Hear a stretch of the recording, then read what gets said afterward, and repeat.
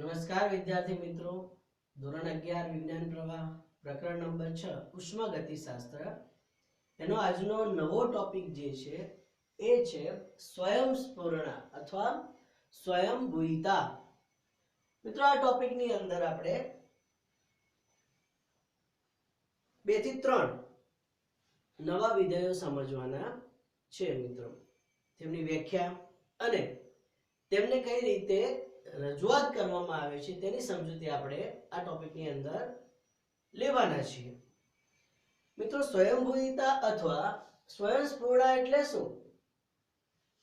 એના માટે સૌ પહેલા આપણે અગાઉ જે નિયમ જોયો એના માટે કહીએ કે ઉષ્માગતિશાસ્ત્રનો પ્રથમ નિયમ આપણને ઉષ્માનું શોષણ અને પ્રણાલી પર અથવા પ્રણાલી વડે થયેલા કાર્ય વચ્ચેના સંબંધ વિશે કહે છે. અગાઉ આપણે જે જોયું તેમાં ઉષ્માના ફેરફાર ની આપણને સમજણ મળે છે, પરંતુ ઉષ્માના વહનની દિશા પર કોઈ નિયંત્રણ મૂકતો નથી. એટલે કે ઉષ્માનું વહન કઈ દિશામાં થશે તે આપણને સમજાવી શકતું નથી, પરંતુ ઉષ્માનો પ્રવાહ એક દિશીય જ હોય છે. એટલે કે મોટા ભાગે ઊંચા તાપમાનથી નીચા તાપમાન તરફ હોય છે. મિત્રો જનરલી આપણે જોઈએ છીએ તેમ, ધારો કે આપણે બે પદાર્થો લીધેલા છે. એક પદાર્થનું તાપમાન 45 ડિગ્રી છે અને બીજાનું તાપમાન જે છે એ 25 ડિગ્રી છે. જ્યારે આવા પદાર્થોને નજીક લાવવામાં આવે તો આપણે કહી શકીએ કે 45 ડિગ્રી તાપમાન ધરાવતો પદાર્થ છે ઠંડો થશે અને 25 ડિગ્રી ધરાવતો પદાર્થ જે છે એ ગરમ થશે. એનો મતલબ ઉષ્માનું જે વહન છે એ આપણે એવું કહી શકીએ કે ઊંચા તાપમાનથી નીચા તાપમાન તરફ થાય છે. આવી જે પ્રક્રિયાઓ છે એના માટે આપણે બાહ્ય કોઈ પ્રક્રિયા કરવાની જરૂર રહેતી નથી. ફક્ત પદાર્થોને એકબીજાની નજીક લાવીએ એટલે આપોઆપ પ્રક્રિયા થાય. એટલે કે આપણે એમ કહી શકીએ કે સ્વયંસ્ફુરિત પ્રક્રિયા છે મિત્રો. એટલે કે સ્વયંસ્ફુરિત પ્રક્રિયા એટલે એવી પ્રક્રિયા જ્યારે પ્રક્રિયકોનું મિશ્રણ કરવામાં આવે છે ત્યારે જ પ્રક્રિયામાં પરિણમે છે. મિત્રો અહીંયા એક નવો શબ્દ આપણે અહીંયા આવ્યો છે, સ્વયંસ્ફુરિત પ્રક્રિયા. વિશ્વની મોટાભાગની પ્રક્રિયાઓ જે છે એ રાસાયણિક હોય કે આપણે એવું કહી શકીએ કે ભૌતિક પ્રક્રિયાઓ થતી હોય, પરંતુ એ આપમેળે થાય છે. કુદરતમાં થતી જે પ્રક્રિયાઓ છે મોટાભાગની પ્રક્રિયાઓ આપમેળે થતી પ્રક્રિયા છે. એના માટે આપણે એવું કહી શકીએ કે ગરમ પદાર્થનું ઠંડા થવું. ધારો કે આપણે કોઈ વાયુને એક પાત્રમાં ભરેલો છે, એ પાત્રને તમે આ ઓરડાની અંદર ખુલ્લું મૂકી દો તો વાયુ આપોઆપ ફેલાઈ જશે, એટલે કે એના કદમાં વધારો થશે. મિત્રો એ આપોઆપ થતી પ્રક્રિયા છે, પરંતુ એની ઊંધી પ્રક્રિયા એટલે કે ઉલટી પ્રક્રિયા, પ્રતિવર્તી પ્રક્રિયા જે છે બરોબર છે, એ આપમેળે થશે નહીં. જેમ કે આપણે ઠંડો પદાર્થ આપમેળે ગરમ થવાનો નથી. વાયુ જો આ ઓરડામાં ભરેલો હોય, આપણે એને એક બોટલની અંદર ભરવું હોય તો એક પાત્રની અંદર નાના પાત્રમાં સંકોચો હોય તો એ આપોઆપ થતી પ્રક્રિયા નથી. એટલે કે કહી શકીએ કે કુદરતમાં થતી મોટાભાગની પ્રક્રિયાઓ જે છે એ આપમેળે થતી પ્રક્રિયા છે, જેને સ્વયંસ્ફુરિત પ્રક્રિયા કહેવામાં આવે છે. એટલા માટે મિત્રો વ્યાખ્યા આપી શકાય કે સ્વયંસ્ફુરિત પ્રક્રિયા એટલે એવી પ્રક્રિયા જ્યારે પ્રક્રિયકોનું મિશ્રણ કરવામાં આવે ત્યારે જ પ્રક્રિયામાં પરિણમે છે. મિત્રો અહીંયા એવું કહી શકાય, ધારો કે આ વાતાવરણની અંદર આપણે એવું કહી શકીએ કે હાઇડ્રોજન અને ઓક્સિજન છે, બંને એકબીજાની સાથે છે, તો એ આપમેળે થતું નથી. એ આપમેળે જોડાઈને આપણને પાણીનો અણુ આપતા નથી. મિત્રો જો પ્રક્રિયા થતી હોય તો ખૂબ જ ધીમી છે, ખૂબ જ લાંબા ગાળાની પ્રક્રિયા છે. તો મિત્રો આપણે એના માટે આપણે એવું કહી શકીએ કે સ્વયંસ્ફુરિત પ્રક્રમ એક અપ્રતિવર્તી પ્રક્રમ છે. તેને કોઈ બાહ્ય કારક સિવાય પ્રતિવર્તી કરી શકાતા નથી. મિત્રો આ વ્યાખ્યાનો અર્થ એવો થાય કે સ્વયંસ્ફુરિત પ્રક્રિયા જે છે એ આપમેળે થતી પ્રક્રિયા છે, એમાં બાહ્ય કારકની કોઈ જરૂર હોતી નથી. પરંતુ જો એની પ્રતિવર્તી પ્રક્રિયા કરવી હોય તો આપણે એને બાહ્યકારક લગાડવો જ પડે. એ આપમેળે થતી પ્રક્રિયા નથી.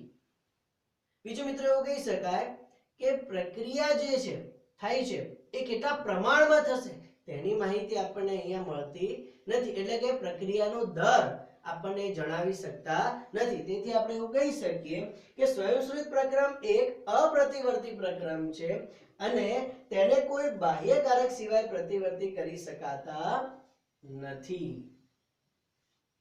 મિત્રો આ સમજવા માટે આપણે એક નવા વિધેયની જરૂર પડે જેને એન્ટ્રોપી કહેવામાં આવે છે. એટલે કે આપણો એક નવો ટોપિક છે એન્ટ્રોપી અને સ્વયંસ્ફુરણા.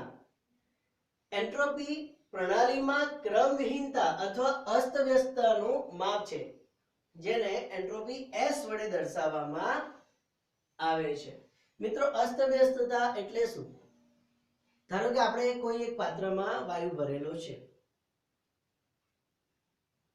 જો તેને ગરમ કરવામાં આવે તો તેના કણોની ગતિમાં વધારો થાય છે. તેની અંદર રહેલા જે કણો છે એ અસ્તવ્યસ્ત ગતિ કરે છે.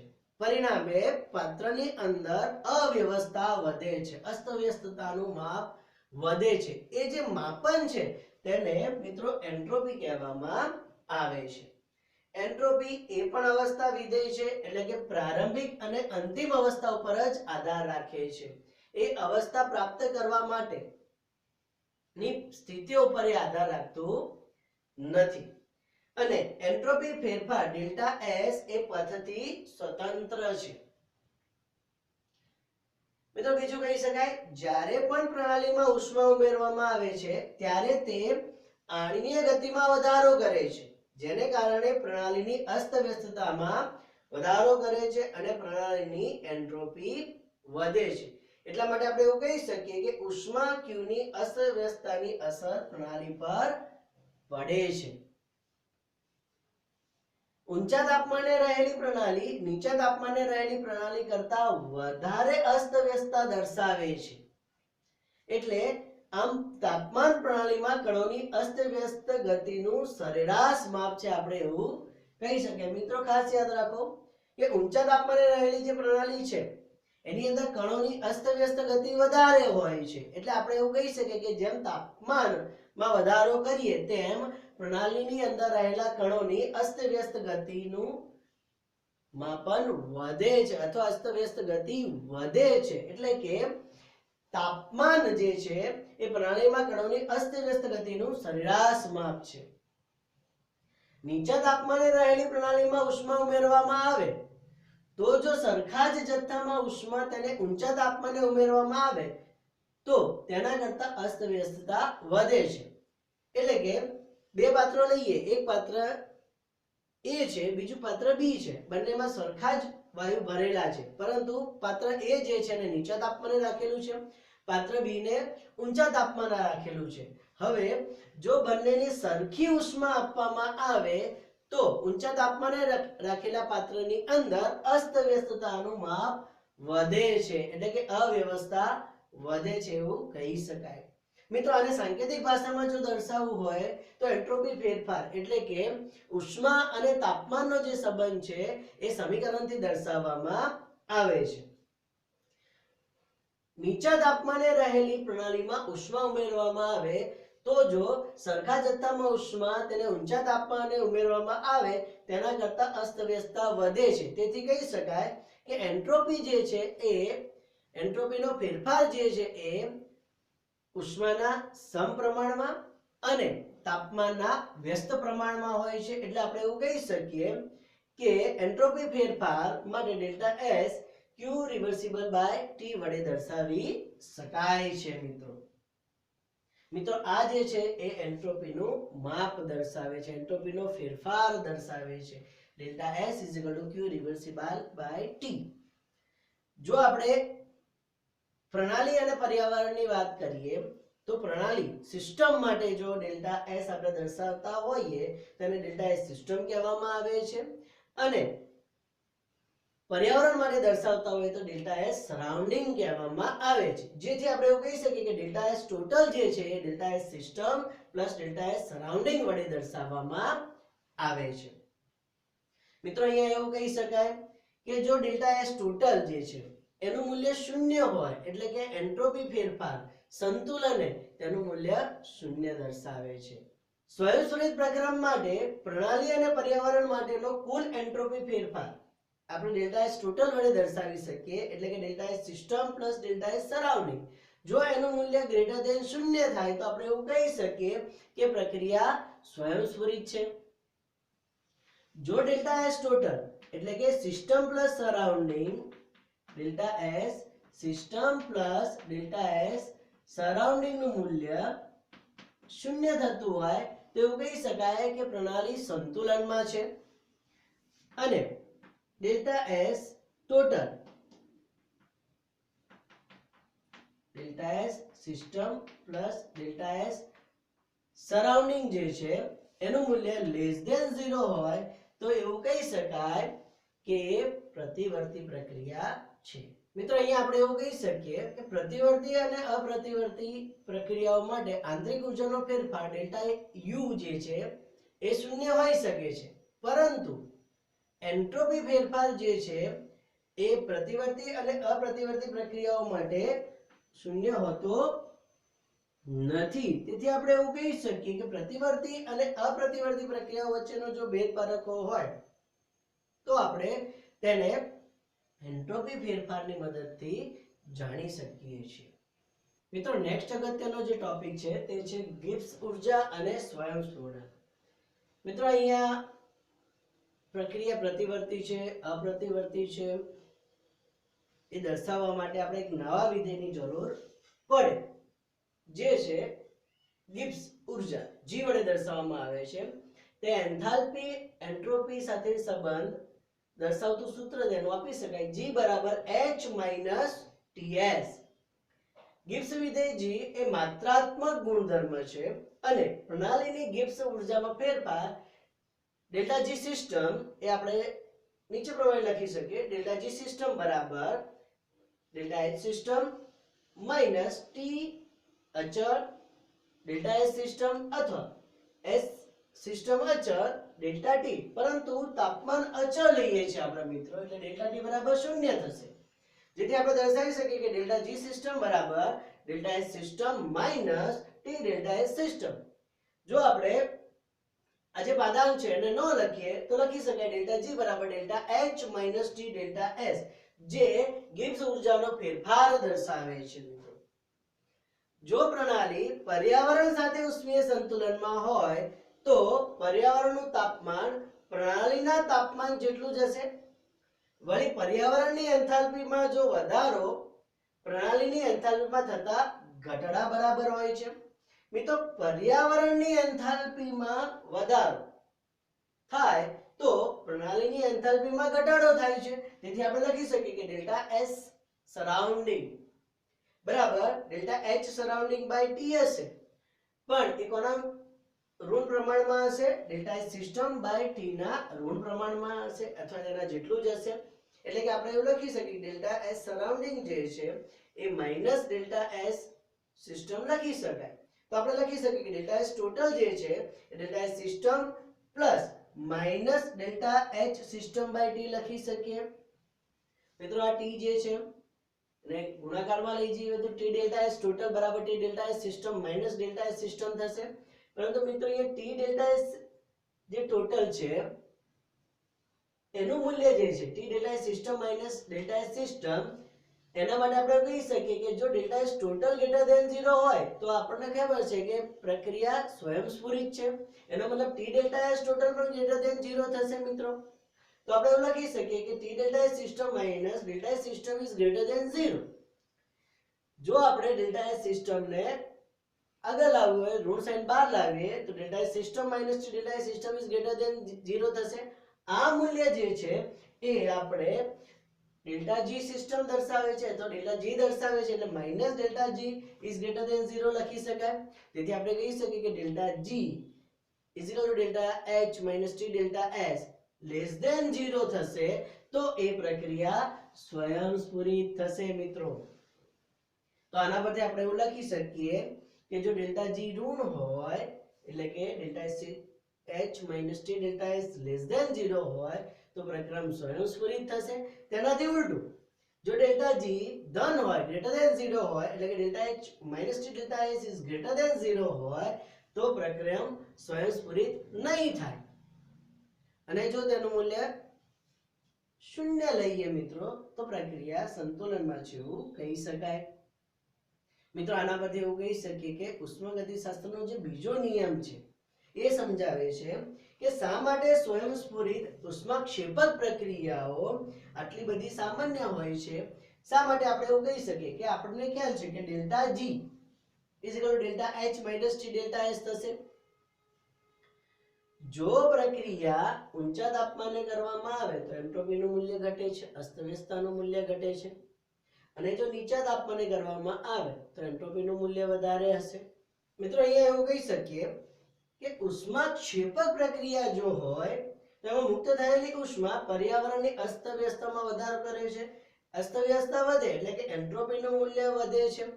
એન્ટ્રોપીનું મૂલ્ય વધે એટલે કે આ જે ટી ડેલ્ટા એસ નું મૂલ્ય છે એ ધન થશે. ડેલ્ટા એચ ધન છે, આ મૂલ્યનો વધારો થશે એટલે કે ટી ડેલ્ટા એસ નું મૂલ્ય ડેલ્ટા એચ કરતા વધી જશે, જેથી કુલ ડેલ્ટા જી જે છે એનું મૂલ્ય ઋણ આવે છે. એટલે કહી શકીએ કે એકંદર એન્ટ્રોપી ફેરફાર ધન હોય છે જે પ્રક્રિયાને સ્વયંસ્ફુરિત બનાવે છે. મિત્રો હવે નેક્સ્ટ ટોપિક જોઈએ આપણે ગિબ્સ ઉર્જા ફેરફાર અને સંતુલન. એના માટે એક સંતુલિત પ્રક્રિયા લઈએ a + b = c + d. એના માટે આપણને ખ્યાલ છે કે સંતુલન માટે ડેલ્ટા જી બરાબર 0 લઈ શકાય છે. એટલે કે જો પ્રક્રિયામાં પ્રક્રિયકો અને નિપજો પ્રમાણિત અવસ્થામાં હોય ત્યારે પ્રક્રિયાની મુક્ત ઉર્જા પ્રમાણિત અવસ્થામાં એનો પ્રક્રિયા સંતુલન અચળાંક સાથેનો સંબંધ આપણે દર્શાવી શકીએ delta G + RT ln k = 0. તેથી લખી શકાય કે ડેલ્ટા જી આપણે લખી શકીએ -RT ln k. જો આપણે ln ને log માં કન્વર્ટ કરીએ તો ડેલ્ટા જી લખી શકીએ -2.303 RT log k. મિત્રો આ સૂત્ર છે. મિત્રો અહીંયા આપણે એક પ્રશ્ન પૂછાઈ શકે છે કે પ્રક્રિયાની સ્વયંસ્ફુરિતતા વિશે ચર્ચા કરવાની છે. તો મિત્રો આપણે આ જે સમીકરણો છે delta G -2.303 RT log k, delta G delta H minus T delta S, delta S total delta S system plus delta S surrounding. એનો ઉપયોગ કરીને પ્રક્રિયાની સ્વયંસ્ફુરિતતા નક્કી કરી શકીએ છીએ. ઉષ્માક્ષેપક પ્રક્રિયાઓ માટે ડેલ્ટા H નું મૂલ્ય ઋણ હોય છે અને ઉષ્મા શોષક પ્રક્રિયાઓ માટે ડેલ્ટા H નું મૂલ્ય ધન હોય છે. તો એવું કહી શકીએ કે જો ડેલ્ટા H નું મૂલ્ય ઋણ હોય, અહીંયા ઋણ મૂલ્ય મૂકીએ, અને જો ડેલ્ટા S જે છે એ ધન હોય એટલે કે એન્ટ્રોપી ફેરફારનું મૂલ્ય ધન હોય તો કહી શકીએ કે ડેલ્ટા G જે છે ડેલ્ટા S નું મૂલ્ય ખૂબ જ વધારે થવાથી ડેલ્ટા G નું મૂલ્ય ત્યાં આપણને ઋણ મળશે. તો આપણે એવું કહી શકીએ કે પ્રક્રિયા બધા જ તાપમાને સ્વયંસ્ફુરિત છે એવું આપણે કહી શકીએ છીએ. જો અહીંયા એવું કહી શકીએ કે ડેલ્ટા H નું મૂલ્ય ઋણ છે, ડેલ્ટા S પણ ઋણ છે એટલે કે બંને ઋણ થાય છે એટલે કે ડેલ્ટા G નું મૂલ્ય ઋણ થવાનું છે. એટલે કે નીચા તાપમાને જો T નું મૂલ્ય ખૂબ જ નીચું હોય તો નીચા તાપમાને આપણે એવું કહી શકીએ કે પ્રક્રિયા સ્વયંસ્ફુરિત છે. જો ડેલ્ટા H નું મૂલ્ય ઋણ હોય, ડેલ્ટા S નું મૂલ્ય ઋણ હોય, ઊંચા તાપમાને આપણે એવું કહી શકીએ કે પ્રક્રિયા બિન સ્વયંસ્ફુરિત થશે કારણ કે ડેલ્ટા G નું મૂલ્ય ધન થઈ જાય છે. એ જ રીતે એવું કહી શકાય કે ડેલ્ટા H નું મૂલ્ય ધન છે, ડેલ્ટા S નું મૂલ્ય અહીંયા ધન છે, તો ડેલ્ટા G નું મૂલ્ય નીચા તાપમાને આપણે એવું કહી શકીએ કે ધન થશે. તેથી પ્રક્રિયા નીચા તાપમાને બિન સ્વયંસ્ફુરિત થશે. પરંતુ ઊંચા તાપમાને ડેલ્ટા G નું મૂલ્ય ઋણ થશે એટલે કે પ્રક્રિયા ઊંચા તાપમાને સ્વયંસ્ફુરિત થશે. એ જ રીતે ડેલ્ટા H ધન હોય, ડેલ્ટા S નું મૂલ્ય ઋણ હોય તો બધા જ તાપમાને ડેલ્ટા G નું મૂલ્ય ધન થાય છે. તેથી કહી શકીએ કે પ્રક્રિયા બધા જ તાપમાને બિન સ્વયંસ્ફુરિત છે. મિત્રો અહીંયા ડેલ્ટા G ઉપરથી જ આપણે પ્રક્રિયાની સ્વયંસ્ફુરિતતા કહીએ છીએ કે ડેલ્ટા G નું મૂલ્ય જો ઋણ હોય તો પ્રક્રિયા સ્વયંસ્ફુરિત થશે અને ડેલ્ટા G નું મૂલ્ય જો ધન હોય તો પ્રક્રિયા બિન સ્વયંસ્ફુરિત થશે. મિત્રો એનો k સાથેનો રિલેશન પણ આપણે દર્શાવી શકીએ કે જો k = 1 હોય, ધારો કે અહીંયા એવું કહી શકીએ કે k નું મૂલ્ય 1 છે તો log 1 = 0 થશે એટલે કે ડેલ્ટા G નું મૂલ્ય આપણને અહીંયા 0 મળે છે. એટલે કે આપણે એવું કહી શકીએ કે k ઇઝ ઇક્વલ ટુ 1 માટે ડેલ્ટા જી શૂન્ય થવાથી આપણે એવું કહી શકીએ કે પ્રક્રિયા સંતુલનમાં છે એવું કહી શકાય.